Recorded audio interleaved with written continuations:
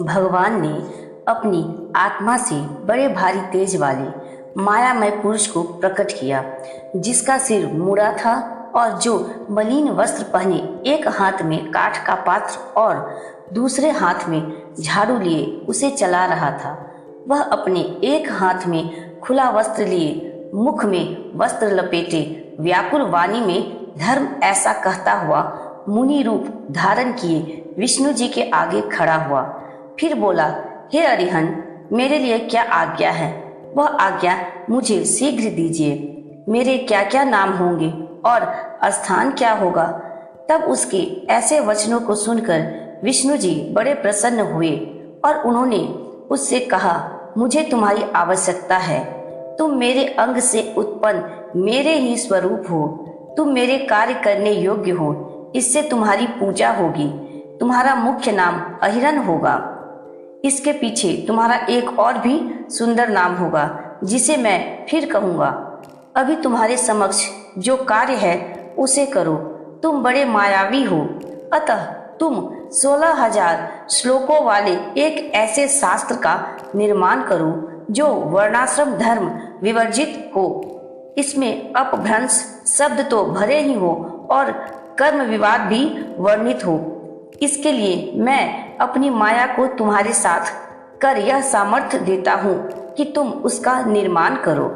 परमात्मा विष्णु जी के इन वचनों को सुनकर उस मुंडी ने उन्हें प्रणाम किया और बोला, हे जनार्दन, मुझे क्या करना है?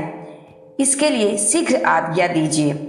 आपकी आज्ञा से मैं अवश्य सफल होऊंगा। ऐसा सुनकर विष्णु जी ने उस मायामय को वह शास्त्र पढ़ा दिया जिसमें स्वर्ग नरक यही है, अन्य कहीं नहीं। फिर शिव जी के चरण कमलों का ध्यान कर विष्णु जी ने कहा, बस इसी विधान से तुम सब दैत्यों का सम्मोहन कर लो। तुम उनके पास जाकर यही शास्त्र पढ़ाओ, तुम्हें कोई दोष न लगेगा।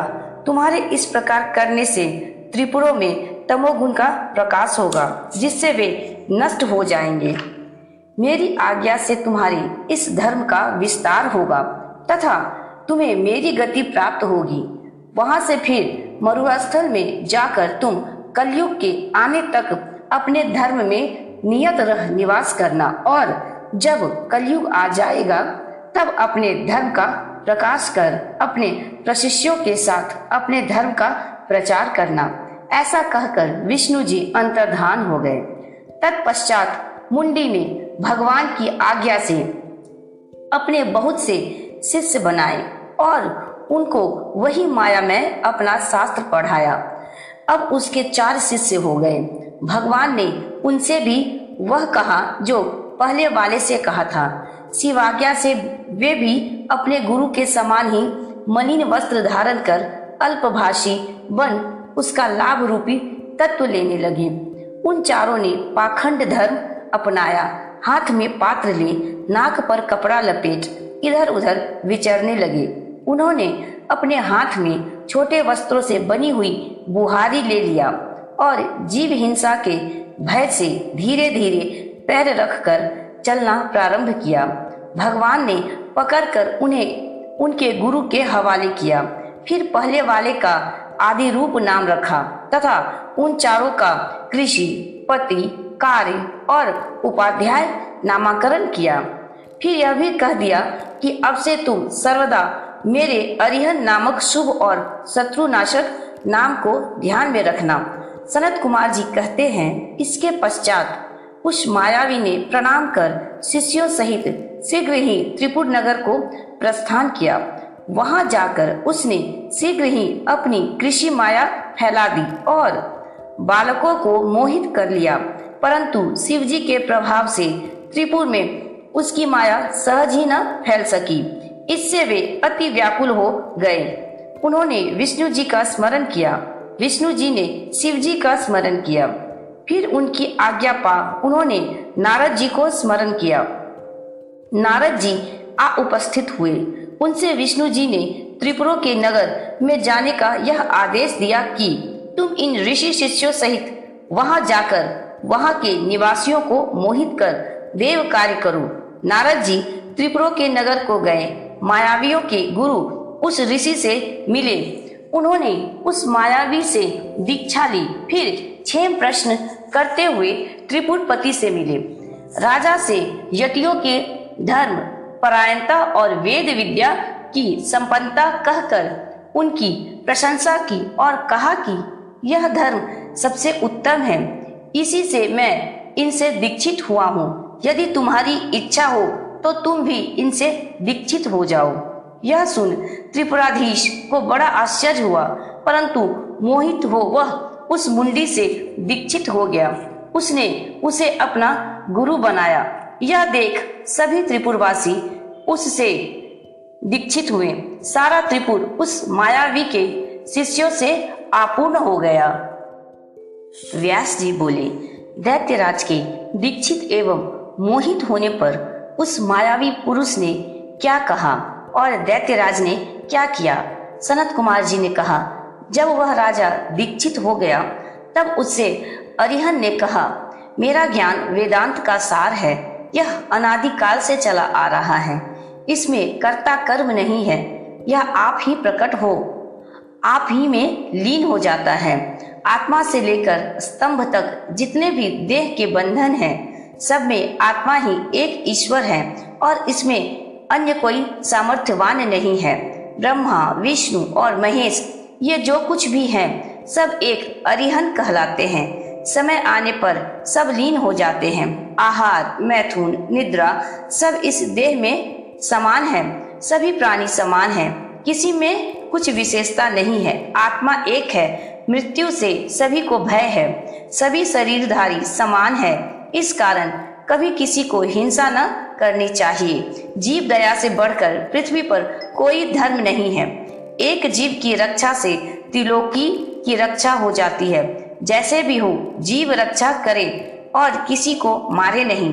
अहिंसा ही परम धर्म है और पीड़ा देना ही महापाप है। अपराधीनता ही मोक्ष और अभिलाषित भोजन ही स्वर्ग है। हिंसा से नरक होता है। चराचर त्रिलोकी में हिंसा के समान कोई पाप नहीं है। हिंसक नरक और अहिंसक स्वर्ग जाता है। दान बहुत है, परंतु अभय दान से बढ़कर कोई दान नहीं है।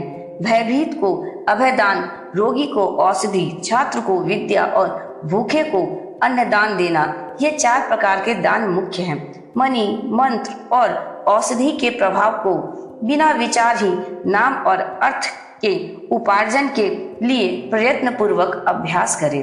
बहुत साधन की क्या आवश्यकता है। सभी ओर के केवल 12 स्थानों की ही पूजा करें। यथा 5 कामेंद्रिया, 5 ज्ञानेंद्रिया, मन और बुद्धि।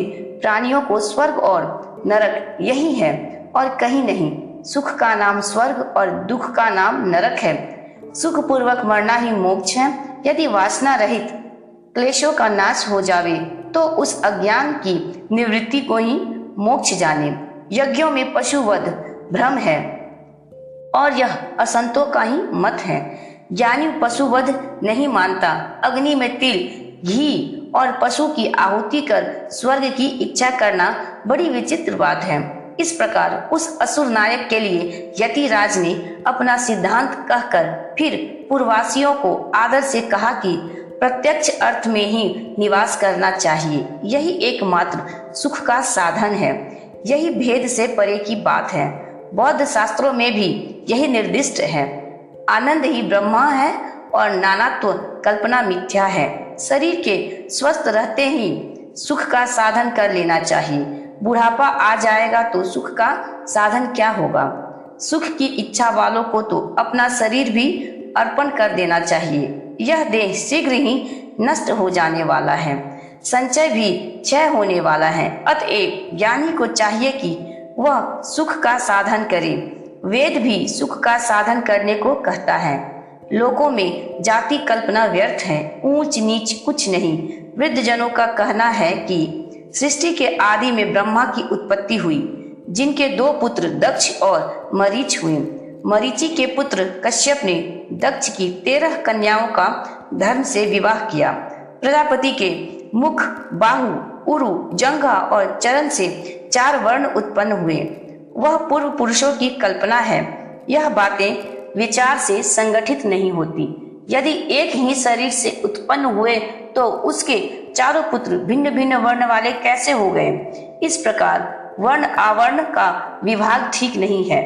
मनुष्य को कभी किसी प्रकार का भेद नहीं मानना चाहिए। सनत कुमार जी ने कहा। इस प्रकार उस यति ने पूर्ववासी राजा से भाषण कर वेद मार्ग को नष्ट किया और पतिव्रताओं के व्रत तथा पुरुषों के जितेंद्रिय व्रत का भी खंडन किया।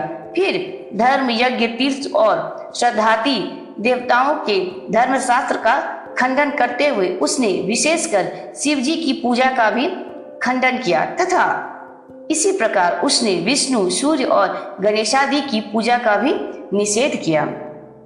उसने अपने यहाँ के सब वेद धर्म दूर कर दिए तथा वहां की संपूर्ण स्त्रियां मोहित हो यति धर्म के आश्रित हो गई। उन्होंने पति शुश्रूषा की मति को त्याग दिया और वशीकरण तथा आकर्षणी विद्या का अभ्यास कर पुरुष परदार भृत्र हो गई। अंतःपुर की स्त्रियां, राजकुमार, पूर्ववासी और पूर्व की सभी स्त्रियां इस प्रकार विमोहित हो गई। त्रिपुरवासी सभी अपने धर्म से परामुख हो गए और अधर्म फैल गया। फिर तो भगवान विष्णु की माया से और लक्ष्मी ने त्रिपुरों के घर में अपना वास नहीं बनाया और लक्ष्मी उन्हें त्याग कर चली गई। विष्णु जी द्वारा निर्मित उस बुद्धि को देखकर नारद जी कृतार्थ हो गए। दैत्यराज की बुद्धि कुंठित हो गई। शिव जी की इच्छा से राक्षस में अपने भाइयों सहित सामर्थ्यहीन हो गया।